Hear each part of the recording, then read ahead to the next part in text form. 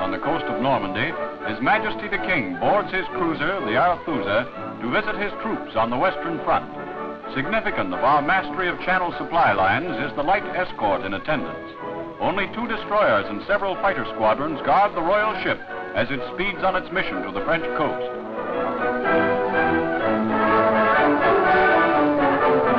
There are no bands, flags, or royal red carpet to herald this great historical occasion.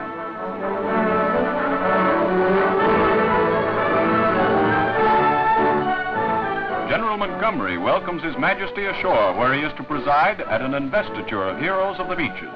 The ceremony takes place less than 10 miles from enemy lines and is punctuated by the roar of guns.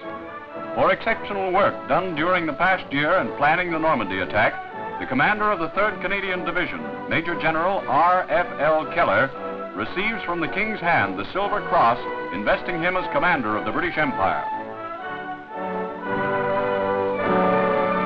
The fighting men hail their beloved ruler, the King.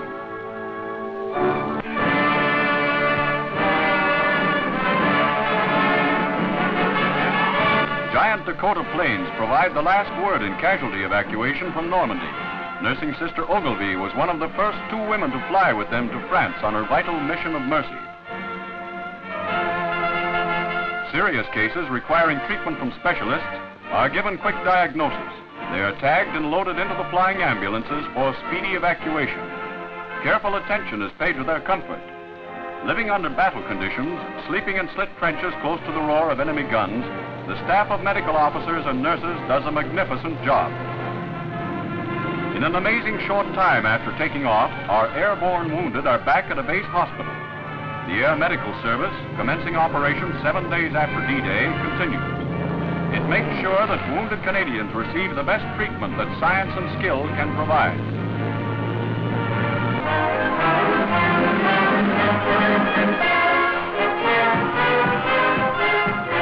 Far from the din of battle stands the Canadian General Hospital, housing some of Canada's casualties recently arrived from France. A welcome visitor comes to its doors, Her Majesty the Queen, who is taking time out from her many functions to visit her Canadian boys.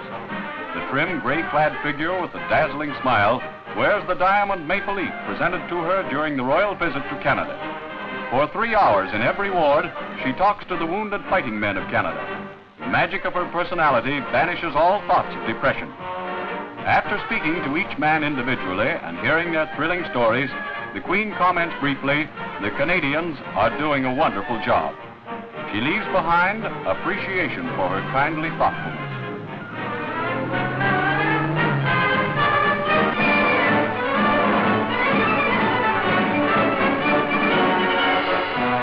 To dockyards across the Dominion, Canadian girls flock to answer the call of the United Nations for ships and more ships.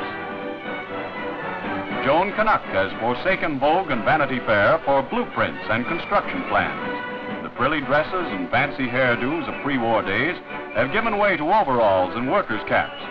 Brother, husband, and boyfriend on the Italian front and in Normandy need supplies, and supplies mean ships to carry them. Miss Canada is just the person to build those ships, and build them well with her own lily-white hands. After the war, a barrage of red-hot rivets may take the place of the traditional rolling pin as feminine weapon Mark I when hubby comes home late. When it comes to fixing the gas stove or the family bus, the boys will have to take a back seat. When victory is won, a great share of the credit will be due to our fair Amazons in overalls.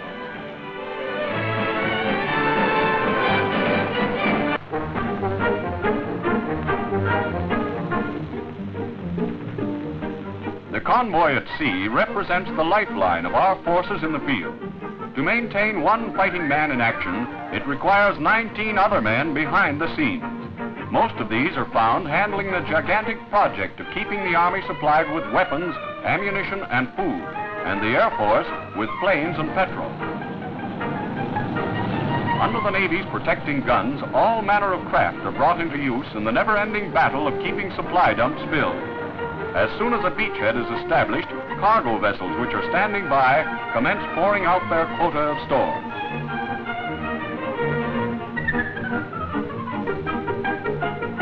In In Normandy, ever-growing dumps were established as soon as assault troops cleared the approach to the beaches. In Italy, where ports and bases are well established, an important part of the supply system carries personal mail and parcels from home to the troops in action. Thousands of miles from home in a strange foreign country, news from home is almost as important as shells for the guns. The General Staff considers that getting the mail through quickly is of prime importance. With this in view, our modern invasion program calls for a mail service to be in operation a few days after the initial assault troops touch down on the beach. From a moderate beginning, a mighty flow of letters soon moves through.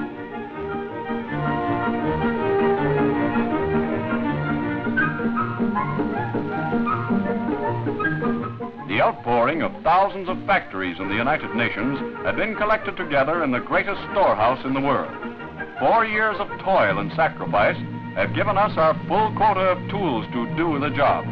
From the pitiful conditions of 1940, when British Home Guards stood by with pikes to repel invasion, our resources have grown to almost fantastic heights.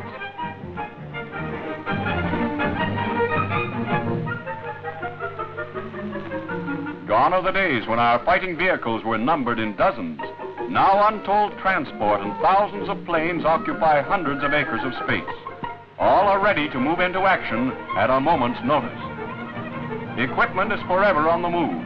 The parent storehouse in the United Kingdom feeds the other great supply stores in Normandy and Italy. These are continually demanding more and more material as the fighting grows in intensity and our front lines are extended. This time we have more than adequate equipment and the supply lines to bring it to the final assault, which will forever smash the forces of evil.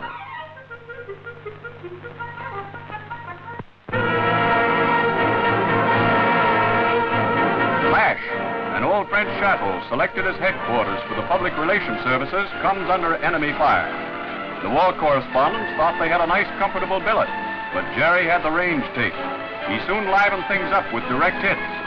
With only 2 light casualties, the men who gather the news scramble around the blazing building to save the most precious part of their kit, their typewriters.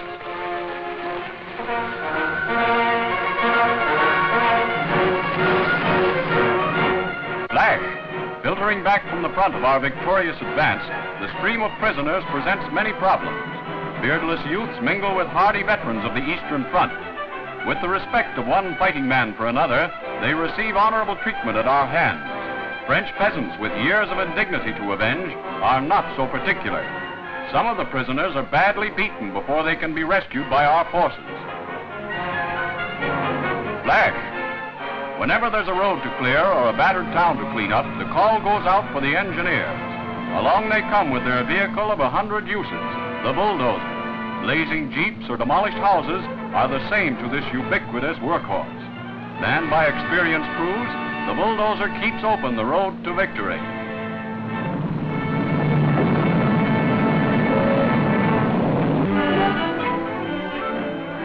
The tide of battle flows forward from the beaches of Normandy, forward through quaint old-world villages, leaving in its wake a strange peace. Inhabitants emerging from their havens of safety mingle with our troops.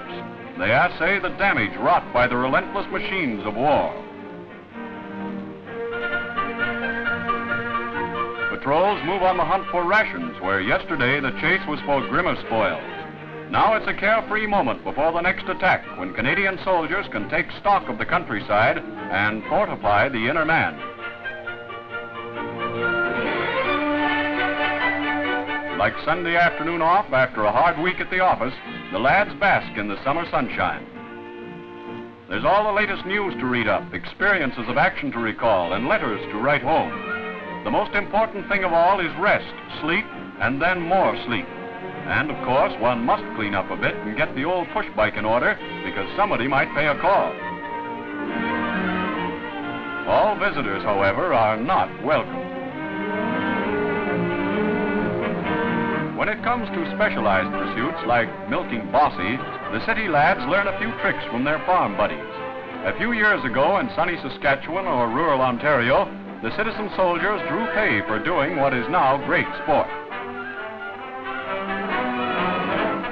When it comes to making friends, especially when the friends are handy with a needle, Johnny Canuck is right in there pitching. A solemn note surcharges scenes of rural peace. Among the poppy-studded fields of Normandy, comrades lie. Comrades whose courage makes possible the freedom which is the heritage of this lovely country. A simple tribute is paid by British soldiers and French civilians to those Canadians who won the beaches on Invasion Day.